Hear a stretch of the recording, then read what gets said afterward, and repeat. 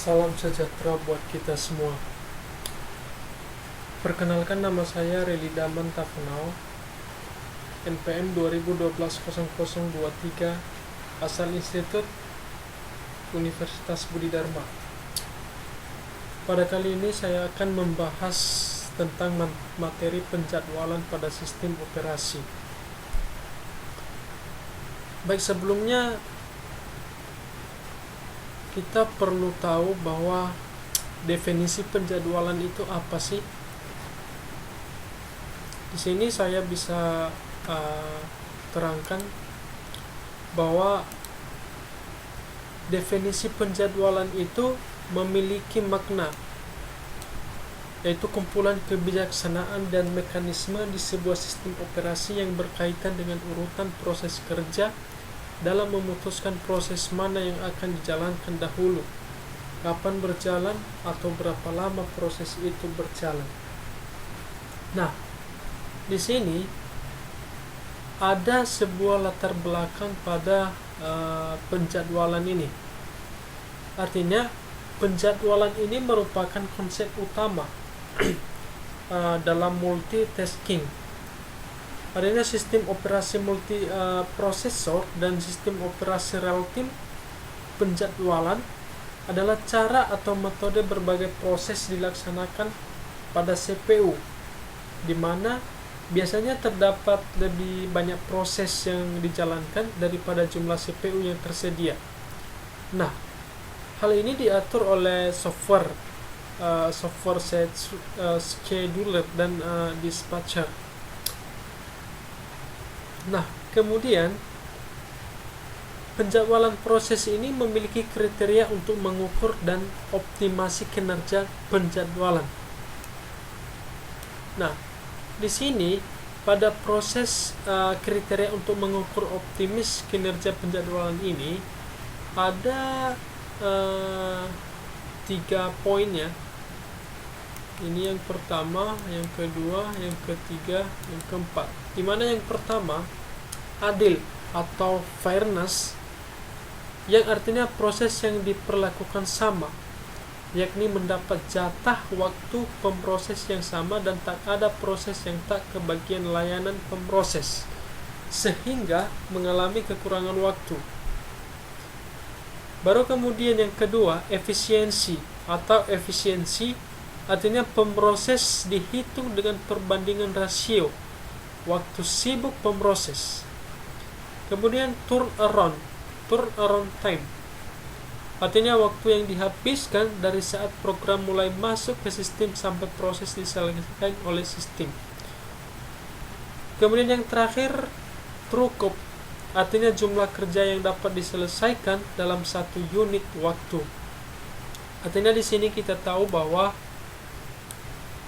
penjadwalan proses ini memiliki kriteria, dan kriterianya salah satunya adalah ini, yang keempat poin ini.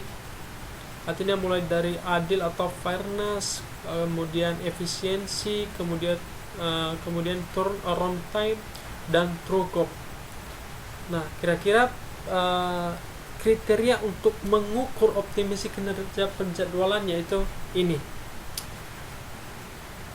Nah, kemudian waktu tanggap atau response time.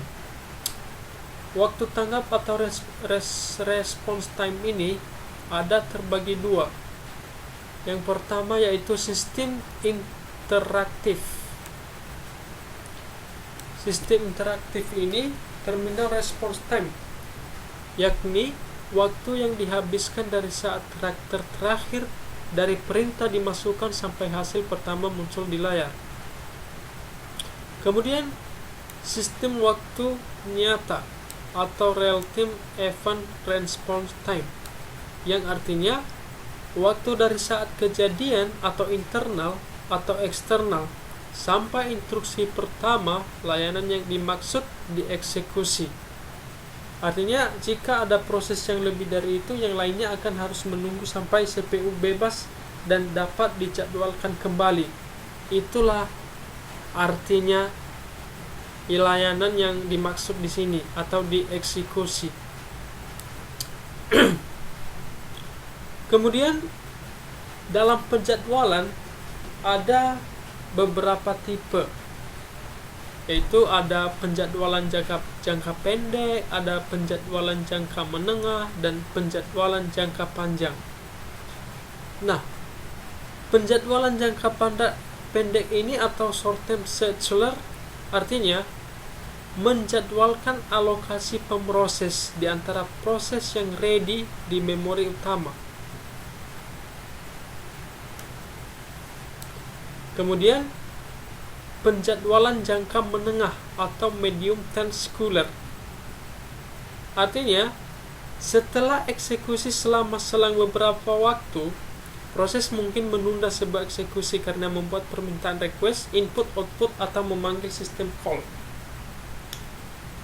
Kemudian penjadwalan jangka panjang atau long term scheduler bekerja terhadap antrian batch dan memiliki batch berikutnya yang harus dieksekusi. Batch biasanya adalah proses-proses dengan penggunaan sumber daya yang intensif, yaitu waktu pemroses, memori perangkat memiliki prioritas rendah.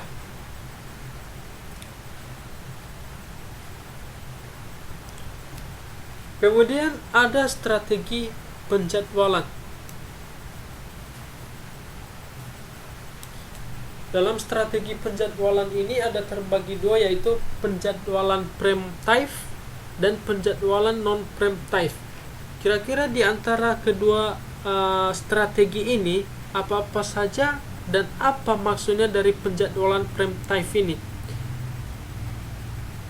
Nah, penjadwalan preemptive ini artinya proses diberi jatah waktu oleh pemroses, yang mana pemroses dapat diambil alih atau interupsi proses lain, sehingga proses disela sebelum selesai dan harus dilanjutkan menunggu jatah waktu pemroses kembali pada proses itu. Kemudian penjadwalan non-preemptive artinya proses yang sedang berjalan untuk dapat disela. Sekali proses berada di status running, maka proses akan dieksekusi terus sampai proses berhenti karena selesai atau di-block untuk menunggu.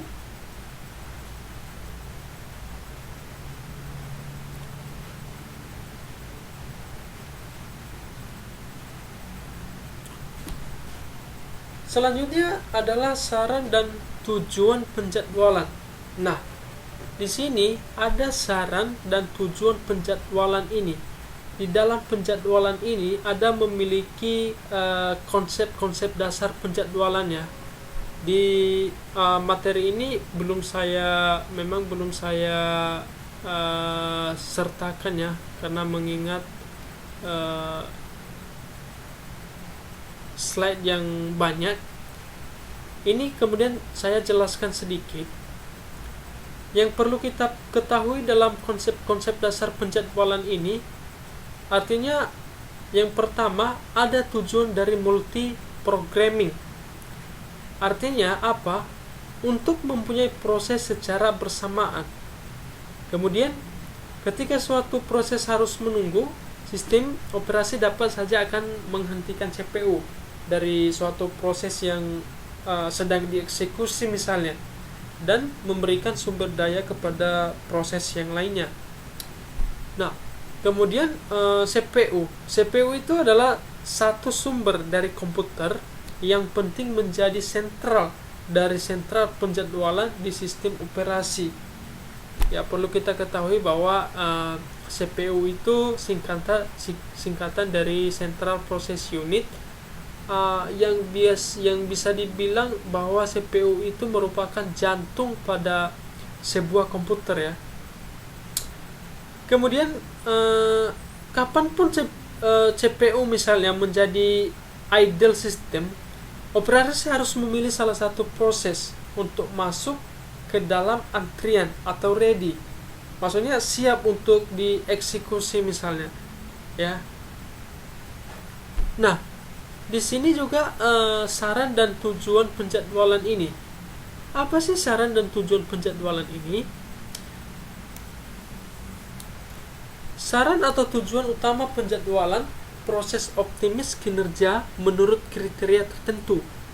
di mana kriteria untuk mengukur dan optimasi kerja penjadwalan antara lain. Di sini ada beberapa poin kriteria tertentu dalam mengukur optimasi kerja penjadwalan. Adalah yang pertama, agar semua pekerjaan memperoleh pelayanan yang adil atau fairness. Kemudian, agar pemakaian prosesor dapat dimaksimumkan. Kemudian, agar waktu tanggap dan diminimumkan. Kemudian selanjutnya, agar pemakaian sumber daya seimbang. Kemudian turnaround time, waktu sejak program masuk ke sistem sampai proses selesai. Kemudian efisien, proses tetap dalam keadaan sibuk, tidak mengganggu. Kemudian agar terobosan throughput dapat dimaksimumkan. Nah, yang salah satunya di sini saya akan menjelaskan. Yang salah satunya di sini artinya pemakaian sumber daya itu harus seimbang. Ini hal yang gak asing lagi ya bagi kita. Misalnya kita menggunakan laptop lah misalnya. Kita menggunakan laptop dan spesifik laptop kita itu misalnya RAM 2 ya, RAM 2 dan hard disknya misalnya 500 GB ya. Nah, kemudian saya akan memasukkan file atau game misalnya. Saya akan memasukkan file atau game misalnya yang melebihi dengan spesifik laptop saya. Ya, jadi otomatis setelah saya masukkan di situ, otomatis spesifik laptop saya tidak seimbang. Ya, artinya bertolak belakang dia. Makanya terjadilah error atau lambat ya kan, tiba-tiba tegang layarnya misalnya. Nah, inilah kriteria untuk mengoptimalkan optimasi kinerja dalam penjadwalan ini, yaitu salah satunya agar pemakaian sumber daya seimbang. Itu yang perlu diperhatikan ya. Nah, kemudian di sini juga ada tipe-tipe penjadwalan ya. Terdapat 3 tipe dia. Penjadwalan berada pada secara bersama-sama pada sistem operasi yang kompleks.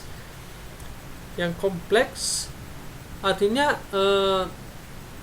di tipe penjadwalan ini ada beberapa tiga tipe untuk bersama-sama mengoperasikan sistem operasi yang kompleks. Artinya di mana penjadwalan jangka pendek atau short term bertugas menjadwalkan alokasi pemroses di antara proses-proses ready di memori utama. Penjadwalan dijalankan setiap terjadi pengalihan proses untuk memilih proses berikutnya yang harus dijalankan. Nah, ini tadi kalau nggak salah kita dari awal tadi membahas tentang jangka pendek dan jangka panjang ya. Ya, inilah dia tipe-tipe secara bersama-sama untuk mengoperasi. Kemudian penjadwalan jangka panjang atau long term scheduler, yang artinya penjadwalan ini bekerja terhadap antrian batch dan memilih batch berikutnya yang harus dieksekusi. Batch biasanya adalah proses-proses dengan penggunaan sumber daya yang intensif, yaitu walaupun proses memori masukan atau keluaran input output, maka program-program ini berprioritas rendah. Nah, digunakan sebagai pengisi agar pemroses sibuk selama periode aktivis job-job interaktif rendah. Nah, inilah dia tipe-tipe penjadwalan yang bersama-sama pada sistem operasi yang kompleks. Kemudian penjadwalan jangka menengah atau medium term scheduler. Artinya setelah eksekusi selama suatu waktu, proses mungkin menunda sebuah eksekusi. karena membuat permintaan layanan masukkan atau keluaran input-output atau memanggil suatu sistem call. Proses-proses tertunda tidak dapat membuat suatu kemajuan menuju selesai sampai kondisi-kondisi yang menyebabkan tertunda dihilangkan. Agar ruang memori dapat bermanfaat, maka proses dipindah dari memori utama ke memori sekunder agar tersedia ruang untuk proses-proses lain. Kapasitas memori untuk terbatas untuk sejumlah proses aktif. Aktivitas pemindahan proses yang tertunda dari memori utama ke memori sekunder disebut sweeping. Proses-proses mempunyai kepentingan kecil saat itu sebagai proses yang tertunda. Tetapi, begitu kondisi yang membuatnya tertunda hilang dan dimasukkan kembali ke memori utama atau ready.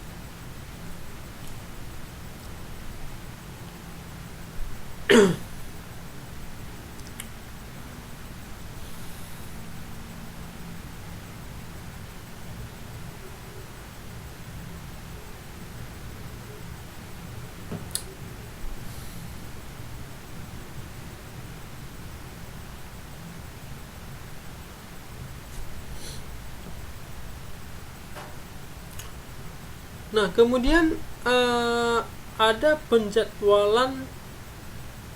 Di dalam penjadwalan ini ada juga di mana kriteria untuk mengukur dan optimasi kerja penjadwalan ini ada beberapa bagian ya, sama seperti yang kita bahas tadi sebelumnya, yang mana ada istilahnya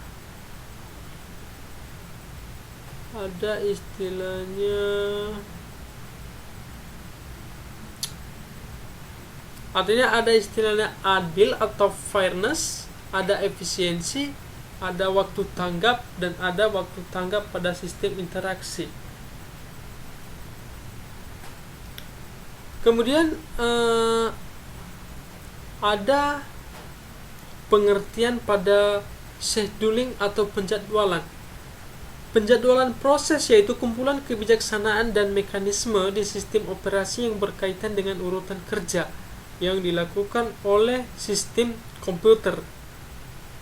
Nah, di sini ada pun tugas-tugas penjadwalan ini, yaitu untuk memutuskan yang pertama proses yang harus berjalan, kemudian kapan dan berapa lama proses itu berjalan.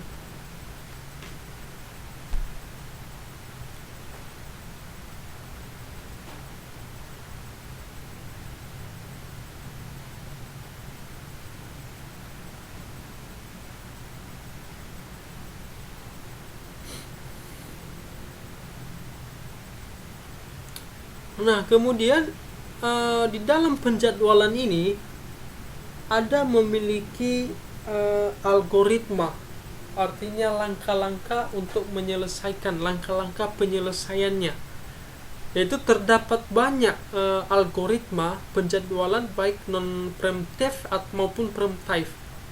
Artinya algoritma yang menerapkan strategi non-preemptive ini ada diantaranya. Yang pertama yaitu ada istilah FIFO, atau bisa dibilang first in first out.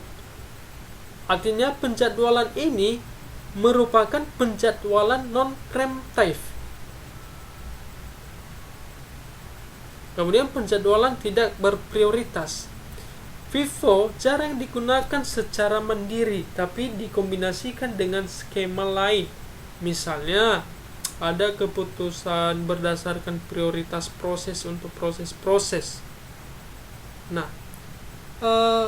FIFO ini pun berprioritas sama, diputuskan berdasarkan ada beberapa kriterianya lagi, yaitu berdasarkan kriteria penilaian, atau fairness, efisiensi, waktu tanggap, turnaround time, dan throughput. Nah, jadi penggunaannya yaitu cocok untuk sistem batch yang sangat jarang interaksi dengan pemakai.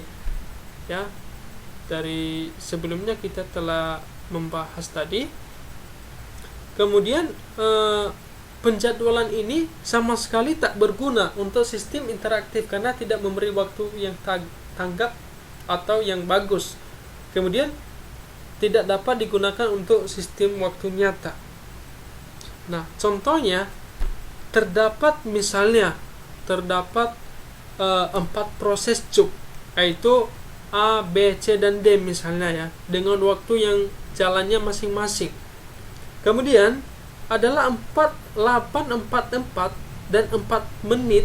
Apabila proses-proses tersebut dijalankan, maka turnaround time untuk A adalah 8 menit. Kemudian untuk B adalah 12, untuk C adalah 16, dan untuk D adalah 20.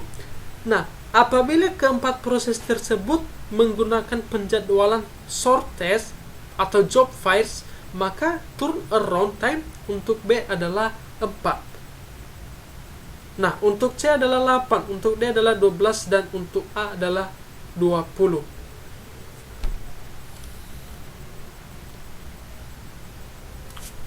Nah, sekian pembahasan materi penjadwalan yang saya bahas pada saat ini, dan mungkin di saat pertama tadi penyampaian materi mungkin ada kesalahan dalam bentuk penyampaian atau dalam menjelaskannya ada kekurangan. Saya minta maaf. Semoga ilmu ini dapat kita berbagi dengan sesama teman. Dan akhir kata saya ucapkan banyak terima kasih. Salam sejahtera buat kita semua. Selamat malam.